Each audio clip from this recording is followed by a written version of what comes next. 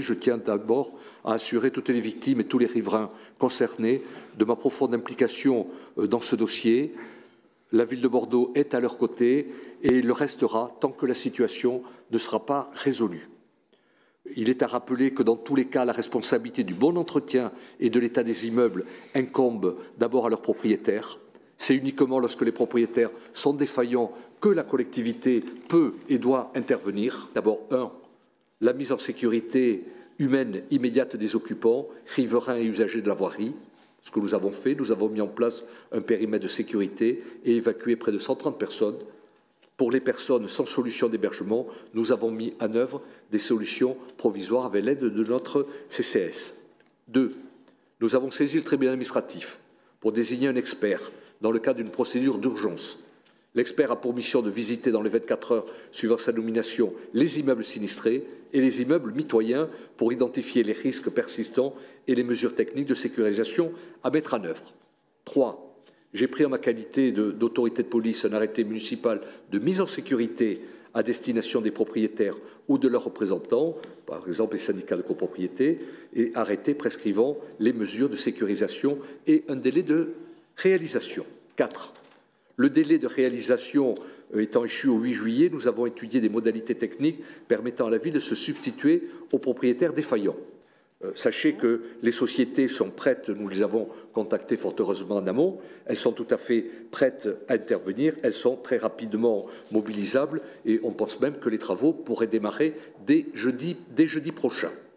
Moi, je voulais juste revenir peut-être sur les quelques mesures qu'on a pu prendre et qu'on va prendre dans les prochaines semaines, puisque, vous le savez, on l'avait présenté lors du conseil municipal du mois de mai, mais la question de l'insalubrité, du péril dans l'habitat est un sujet qui nous préoccupe et qui est une de nos priorités. Donc, on avait commencé à travailler dessus depuis plusieurs mois. On va accélérer la mise en œuvre d'un certain nombre de mesures et en renforcer d'autres. Mais à très court terme, vous dire que d'une part, on poursuit et on reprend maintenant les arrêtés existants, qu'ils soient sur des périls imminents ou non imminents, puisqu'on a aussi un certain nombre d'arrêtés qui existent, qu'il faut suivre, vérifier que les travaux ont été réalisés. Si ce n'est pas le cas, mettre en demeure les propriétaires de le faire ou aller plus loin. On a aussi, les services ont effectué un certain nombre de visites suite à des signalements qu'on a reçus dans les quartiers Roussel, La Bira, Plante-Rose. Donc, tous les signalements qu'on a reçus depuis le 20 juin n'ont pas encore été traités parce que ça n'a pas été techniquement possible, mais c'est en cours et les services seront renforcés dans l'été pour assurer et améliorer encore ce suivi-là. Deuxième axe, nous sommes en train de travailler entre les différents services et là notamment avec la direction de l'habitat pour améliorer le repérage des situations de péril et d'indignité. Dans l'indignité, on va mettre l'insalubrité, les bâtiments qui sont dégradés, qui menacent de s'effondrer, c'est une notion plus large que l'insalubrité. Et justement, il y avait une étude qu'on avait commandée sur l'insalubrité dans le centre historique de Bordeaux. On a demandé aux prestataires de rajouter une mission pour étudier aussi l'habitat dégradé et les risques en tout cas d'habitat dégradé. Donc on est en train de produire un document qui nous permettra comme ça d'identifier, je pense, plusieurs centaines d'adresses à Bordeaux qu'on sera amené à visiter aussi dans les prochains mois pour vérifier ça. Et puis, dernier point, et pas pas des moindres, c'est que nous avons un objectif et nous avons tout intérêt à renforcer l'accès aux droits des locataires et même de certains propriétaires occupants de leur logement, puisque, comme vous le savez, le maire l'a rappelé, c'est le propriétaire qui a l'obligation d'entretenir son bâtiment. Parfois, ce n'est pas fait. Et ces situations sont assez fréquentes pour des raisons diverses, problèmes de financement, absence de volonté du propriétaire, parfois des propriétaires bailleurs qui ne s'occupent que très peu de leur immeuble et qui en délèguent la gestion. Donc, ils ont quand même cette responsabilité. Pour autant, quand ils ne le font pas, il faut que toutes les Bordelaises et les Bordelais savent qu'ils peuvent nous informer, solliciter les services de la mairie et de la métropole pour faire ces signalements et pour qu'on puisse ensuite effectuer des visites de contrôle. C'est pour ça que ce n'était pas encore fait. Nous avons mis sur le site de la mairie, par exemple, tous les contacts des services à contacter justement pour faire ces signalements. Et on a un travail qui sera fait aussi derrière avec la maison du logement, etc., sur cette entrée-là. Et puis, je rappelle aussi que nous avons, à partir du 1er janvier 2022, la mise en œuvre du permis de louer, d'abord sur un secteur expérimental qui est Belsier, Marne, Isère, Saint-Michel, qui est un quartier particulièrement dégradé avec beaucoup d'habitats insalubres. Plusieurs d'entre vous nous ont fait des remarques ou nous ont fait remonter des immeubles cours de la Marne, par exemple. Donc on a tout de suite transmis ça, bien entendu, au service pour qu'ils puissent regarder. Mais on suit ça avec du coup beaucoup d'attention. Et le permis de louer sera aussi un moyen, en allant faire ces visites préalables à la mise sur le marché locatif, de vérifier que nous sommes dans un habitat qui reste salubre et digne, en tout cas, d'être occupé. Je confirme que nous avons rencontré Mme Vargon, ministre du Logement, la semaine dernière, et avons insisté sur le fait que nous avions besoin de l'aide de l'État face à cette situation. Et face à la fin, vous le savez, des PNRQAD, l'État est en train de rechercher actuellement de nouveaux dispositifs d'aide aux collectivités locales et en l'occurrence aux mairies dans cette rénovation des quartiers anciens.